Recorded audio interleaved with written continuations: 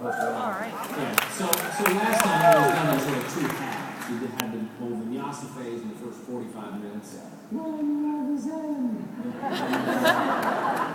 then we were standing on our heads and our fingers were up our noses. Yeah. Well, you know, it's crazy. Last night, I was walking through the hallway. I had my own workout.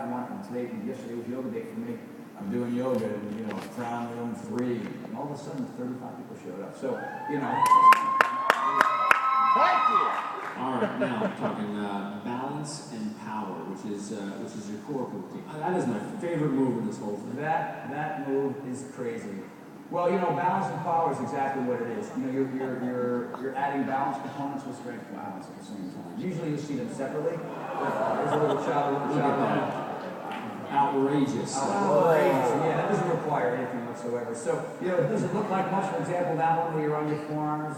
But oh my God, you get to your 10th one. And oddly enough, the beautiful thing is you can feel your core working without having to get on your back and work your core specifically, right? So as a result of that, a lot of those moves, you just saw your quads are engaged, your glutes are engaged, your pelvis is tilted, your core is firing without having to actually do crunches, which are important as well. We see those in avid reps.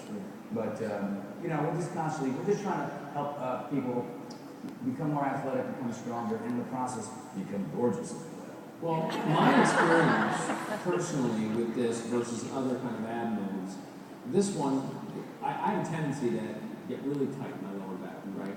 So these kind of moves, a lot of plank moves, man, just fixes my lower back pain. Like it's just fixed. Right. So I'm excited about that. All this extra core work. Anybody who, you know, if you sit a lot, you work a lot, the lower back tightens up. And I think you're going to feel some relief by strengthening it in this way versus just doing it. Well, you know, it's amazing how much we've learned in 7 years when it comes to just doing a standard push-up. You know, like today, like the other day when we were in my workout, you know, you never heard me cue things like flex your quads, drive the backs, you know, your backs of your knees toward the ceiling, you turn your heels back, and tilt your pelvis towards your elbows. You know, I mean, we cued it as best we could based on what we knew at that time, but we've learned so much in the interim that, you know, when you see folks now do in P90X2, you see them do a push-up, they're like this steel rod from head to heels, you know, and that's the idea. And it requires, you know, some new philosophy to be able to do that. And when you do, like yourself, you prevent that injury. Because so many people have that lower back slap when they're doing the push-ups because they're focused just too much on numbers.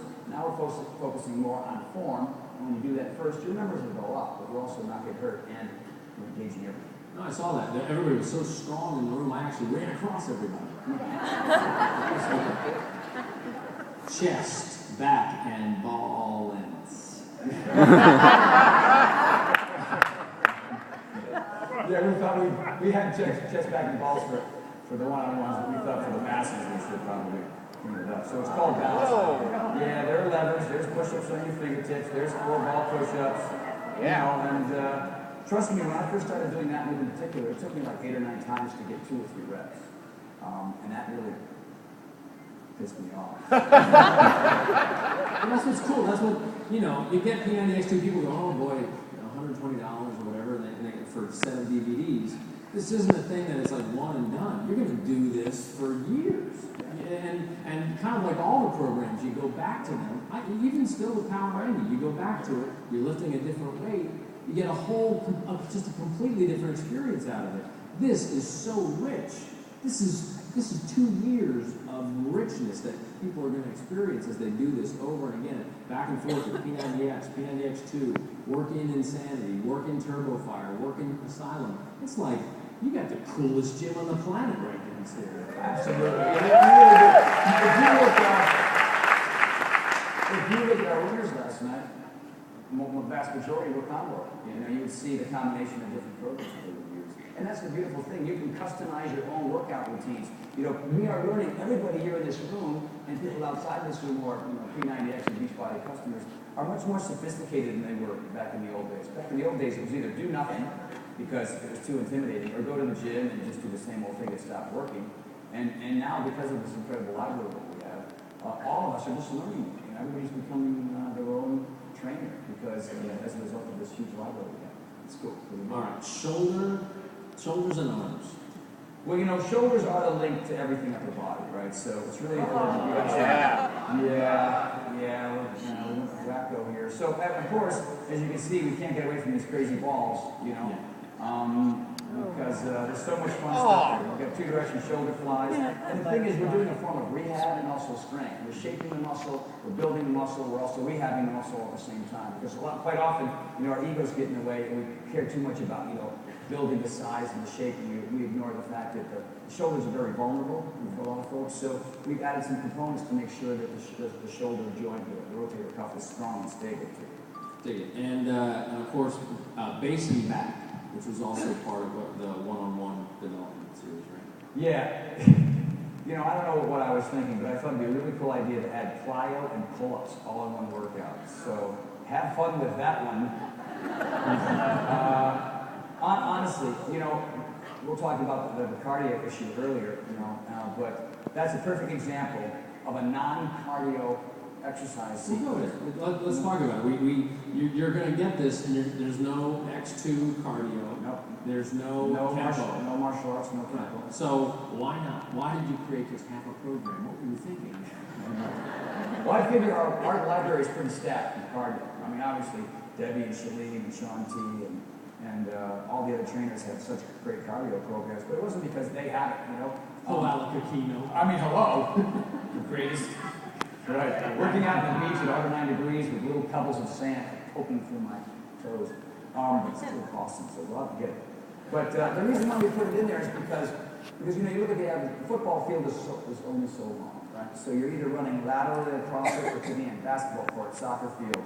You know, most athletes, the way they move is not for, you know, 30 minutes straight with their heart and lungs and legs all working together. But really, what we try to do is create sequences that were fast and furious, much like the P90X, that work the entire body as opposed to just pure cardio. There are hundreds of people out in this audience who maybe 5 or 6 years ago said, well, you know, I need cardio to really change my body. But we as Beachbody have taught them that it's a combination of resistance and interval exercises. Basically what these are very high heart rate interval routines where the heart rate's going up and coming down, going up and coming down. That way your body's allowed to kind of push the envelope more. Sometimes when it's just pure cardio, you stay in this one little line where you're not really challenging the entire body as much as you could. And the more you challenge the body, the more muscles and joints and tendons that are getting work, the faster the results, and the better you're going to look in the end.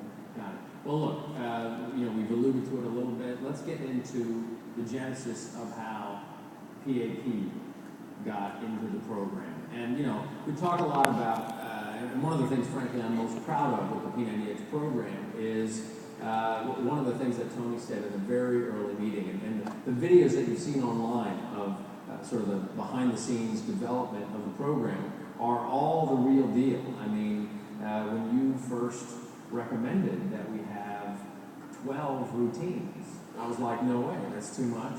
Nobody's going to master it. Like, the thing I love about Power 90 is once I master it, then it's just about how intense I can be with the program versus having to try to master it. And you made the point that's where the gains are going to come, is from not mastering it. As soon as you think you master it, I'm going to change it up on you.